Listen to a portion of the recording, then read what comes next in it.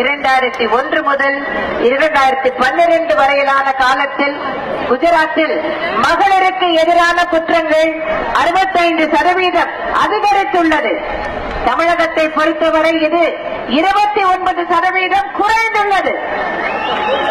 அதேபோன்று சாதி மத கலவரம் 2005 முதல் 2013 வரை குஜராத்தில் 479 ஆகும்.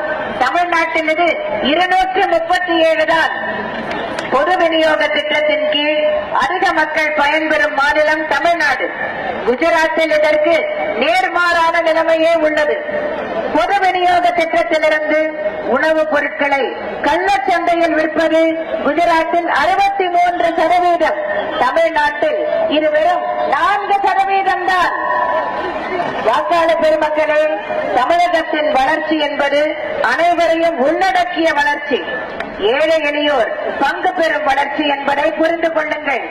வாக்காளர் பெருமக்களே, என் அன்பார்ந்த மக்களை இப்போது சொல்லுங்கள், சிறந்த நிர்வாகி யார்? குஜராத்தை சேர்ந்த மோடியா அல்லது தமிழ்நாட்டை சேர்ந்த இந்த லேடியா?